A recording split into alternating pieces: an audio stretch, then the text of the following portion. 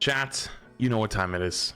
This is a lot of your guys' favorite series, but it wouldn't be possible without you. So if you enjoy this content and you see funny TikToks, stupid TikToks, dumbass TikToks, informative TikToks, whatever it is, you can submit them in my Discord. Mods will go through it, make sure there's no DMCA music or whatever, make sure it's good to go, and then hand it off to me, and then we get to look at it. So this content's completely funded and completely supplied by you guys. So if you enjoy this type of content, please continue to do so. Appreciate you guys for doing it. Anyways, though, let's get caught up, because it's been a little bit since I did one. First one up, we're starting off strong, you say. Is Orisa a boring character? I mean, I don't have to watch the TikTok. The answer is yes. Is Orisa a boring character? Ori seems to have a reputation of being a Ori? You just give a nickname to Orisa? boring tank. And since she's really good right now, I wanted to talk about if that's really the case. The short answer is, kind of. I was a little sus from the second that we called Orisa Ori. Like, there's like an endearing nickname. Get it out of the way, Fortify is the main reason Ori is so frustrating. There's no real decision making behind it. That's not true. Just kind of become unkillable for a couple seconds and then stand It's more there than and that. shoot. And since you're so big and don't have movement abilities, when Fortify is down, you can't really do much other than play range, which is, again, kind of boring. Well, the idea of Orisa when she first got reworked was supposed to be that she doesn't play range, because that's how original Orisa played. But then they buffed her primary fire to have no damage fall off. So now you can actually play old Orisa and new Orisa smacked into one, which is arguably worse. But outside of Fortify, I really like her abilities. I don't. I think Spear is probably the only thing that's kind of cool, but it's still frustrating to play against for some players, but it's cool. The spinny Spear, though, is inconsistent and dumb half the time. Sometimes it eats shit from like a million miles away, sometimes it doesn't. But it's just a weirdly frustrating ability because you can only go sideways with it. And so like it's kind of strange, you know. And also the cooldown rotation between the two. So there was just a patch that nerfed her cooldowns to be longer and duration shorter for Fortify. And that made the window to kill her bigger, and that was better for dealing with her. But basically, Orisa most of the time has like 100% uptime, which is annoying. Spear is really satisfying to hit and gives True. you some actual kill pressure in the right situations at long range. But it shouldn't be the long range. It's a really unique disruption ability that makes it much more skillful and hard to find a lot of value out of. It's the size of a ICBM missile. I wouldn't say that. Unlike Fortify. I'll admit it, I like this character, but they really need to find something to replace Fortify to make her more engaging. Maybe some kind of movement ability or something that lets her in and out of the fight instead of just standing there. So that's my answer to the question. I mean, so what you're proposing at that point is an Orisa rework Ability. with a movement ability. You're basically asking for an Orisa rework, which I think is what everyone kind of says. Like, Orisa's annoying. And the worst part is, she's one of the very few heroes. Okay, all right, let me give you an example. For a very long time at high level, people complained about Brig. Rightfully so, by the way. Brig was very annoying to play against, and sometimes still is. Although it's much better nowadays than it used to be. But at lower ranks, they didn't really understand how to play Brig, and they would just walk in with Reinhardt and die, so they didn't understand. So it was a very big disconnect between high-level play and low-level play, where people would say a character's broken, and then the other half would say it's not. Orisa is one of the few characters in the history of Overwatch which is broken at both high-level play and low-level play. Into which, at low-level play, you can just turn your brain off and stand there and hit your buttons and not die. And in high-level play, it's the same shit. You stand there, hit your buttons, and then if you get pressured, you hit your buttons, push them out, and then that's it. And that's how you play tank. And it's very weird that that's the case. And arguably, I would say that's probably a pretty bad thing. It's almost the same at both skill levels, you know. So now she's fine where she is. Her skill ceiling is pretty low, but she's similar to Rein in her player friendliness. Oh god, don't ever speak again. I'm not reading the rest of these comments. Imagine comparing Orisa to Rein. You're crazy. Okay, next. Only hard counter swapping. Uh-oh.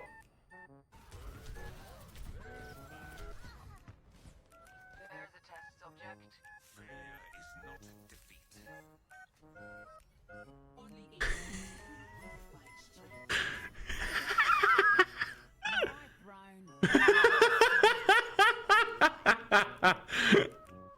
No. Time to save the world? Game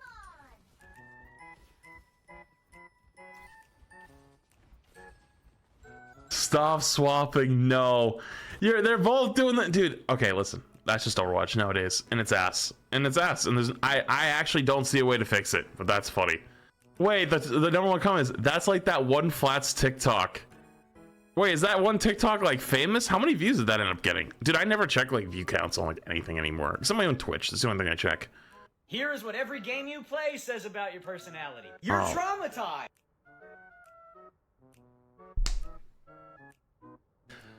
I didn't need you to tell me that. You're traumatized. You're very traumatized. You're traumatized, but you at least have... There's no way the two were for me. Siege for traumatized and more traumatized. You gotta be You're traumatized. You're very traumatized. You're traumatized, but you at least have fun with it. You are extremely traumatized and have no idea how to cope with it. Your military family upbringing traumatized you. Yeah.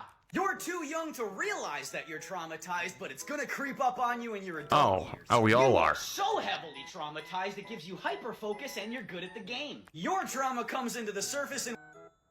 Yeah, I don't know about this one. There's like only like 4 people that play this game still, so like kind of a small sample size. Your trauma comes into the surface in ways that scare others, but we're also rooting you someday cross paths with your abuser. We ride at dawn in your honor! Who hurt you? That was a pretty good one, actually. That was awesome.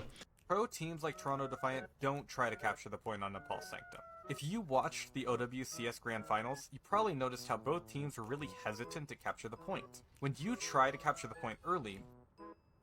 I'm just gonna let the TikTok explain. That's not technically true, but it's a good way to kind of bait people into like watching the TikTok.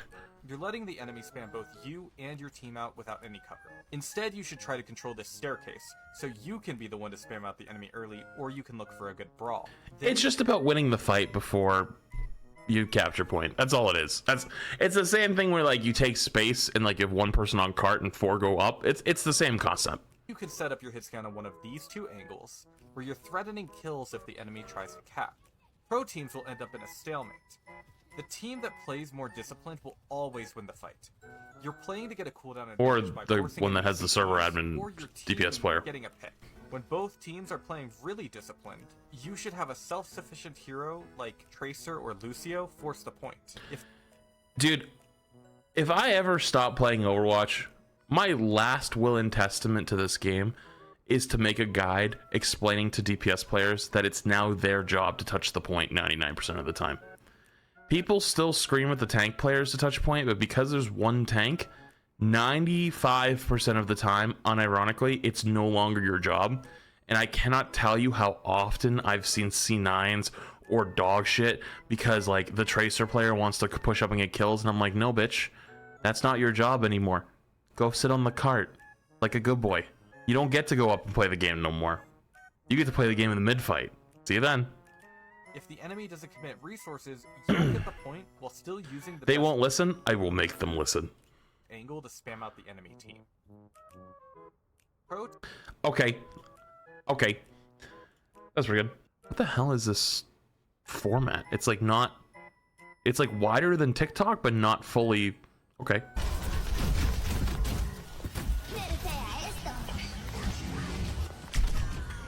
I knew that was gonna happen. I knew it. I knew it. Yeah. Wait, who was I playing with the other day? Was it Ruben on Reinhardt again? And there was a Diva Bomb in front of us, and I stood behind him, and he dropped his shield, and we exploded.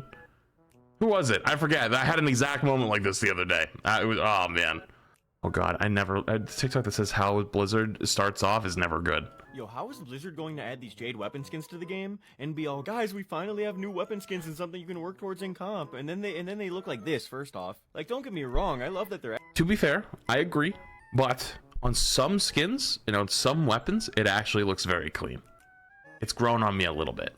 adding this type of thing, but do they really have to make it green? We couldn't even add some cooler shaders to it? That's besides the point though, because how is Blizzard gonna release these skins as competitive rewards, and then a few weeks later drop... Also, gold has kind of lost its charm to most older players, so like it's nice. That's probably why we think that.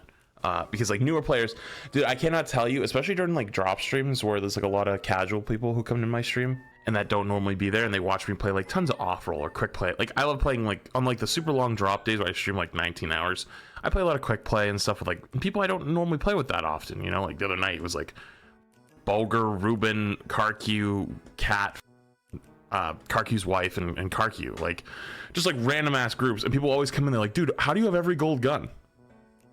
I played Overwatch 1. Drop these skins in the shop. Like, you can actually expect me to be rocking these Jade weapon skins when you're adding Oh, skins don't get me started about the book talk conversation. Don't get me started. like this to the game. Blizzard, these are too good. They are making the competitive rewards look like a joke. Like, Yeah, but you can put the Jade on those weapons. obviously, I'm not actually mad that you added cool skins, but I really need you to step it up with the competitive reward skins, because who would actually choose a Jade weapon skin over this? So I actually learned some new things about these skins while making this video. First off, you're actually able to stack these skins with your gold or Jade weapons, which kind of makes it better, but honestly, they look way better than the default. The Reinhardt one, the Reinhardt weapon skin, the hard light with the Jade, kind of goes hard. Not gonna lie. Also, it The turns out Reinhardt one with the Reinhardt, the original one, not the recolored skin, with the hard light weapon skin plus Jade goes incredibly hard. the colors on these skins actually change. Hang on, I'll show you really quick. Hang on, I'm already in the game. Why not? Dude, if you haven't seen this combination, this is the weapon charm is up to, you know, interpretation. But you cannot tell me this is not the hardest Reinhardt loadout you can run. Absolutely peak, top tier, best Reinhardt loadout you can run. This is how you show you are an absolute Giga Chad. With the lighting in game. These skins are so good, Blizzard. You just dug yourself into a hole because this is what Can we see it in the sunlight? Okay, let me finish this first. Your skin design team has just proven that they are capable of pumping out some crazy good weapon skins. So next time you decide to add a competitive reward skin, I'm going to be a lot more vocal when it turns out to be poopy brown iron skins instead of something cool like this. I guess at Poopy least the brown competitive iron skins don't skins. cost $20. But yeah, but here's the thing though, like this is just, those are like actual weapon skins. Like they're finally doing skins like Valorant and stuff like that. Of course the actual like colorings of guns is a little bit different. Okay, one more time. You said you wanted to see it in the light. There you go. That kind of goes incredibly hard. Just saying. Oh, it quaked on TikTok. If you saw Tracer blink like this, where would you think her starter location was and where she blinked to? Wait, one more time? If you saw Tracer blink like this, where would you Left to right. think her starter location was and where she blinked to? I would assume you would have said left to right, but what if I told you that you were wrong? Let me show you another one. Where do you think I started and where do you think I end up? If you said left to right, you were wrong again. Here's another challenge. I am in the middle right now, and I want you to tell me where do you think I blinked. If you said middle to left, you were wrong. I'm still in the middle. And what about this one? There's no way I didn't go from middle to the right. To tell you the truth, I'm still in the middle. The point of this tech is that you control your enemies by thinking you blink somewhere even though you're in the same spot. It's very simple to execute. All you have to do is walk into a wall, look at a slight angle towards the direction you want your blink visuals to go, and then use your blink. That's it, that's all you have to do. If the wall geometry is flat, then you should be able to get a troll blink consistently. To check This got patched out, right? Okay, this if the isn't. wall is flat, walk up to the wall and blink into it a bunch of times. If you stay grounded, then you should be good. To check if a wall is bad, walk up to it and start spam blinking. If you happen to jump off the floor a little bit, kind of like what's happening here, then it is a bad wall and your blink visuals aren't going to look good and you're not going to be able to execute a troll blink. I also want to That's show you awesome. another reason why a troll blink can be I think that's actually way funnier. Dude, if you imagine if you're at the choker, you see a Tracer blink up, I would shit myself, dude. I'd be like, wait, I what? also want to show you another reason why a troll blink can be useful. If Tracer blinks normally from left to right, you can see she doesn't end up behind this wall because her blink doesn't go that far. But if you do a troll blink, it kind of looks like she blinked far enough to be behind that wall, even though that's not possible. You can also change the direction of your blink visuals by jumping and using your blink while you're going up into your jump or while you're falling down into your jump. Anyways, don't forget to comment, like, and subscribe, and check out my other socials like Twitter. Damn, dude. That was okay. That got patched up, but that's actually super cool.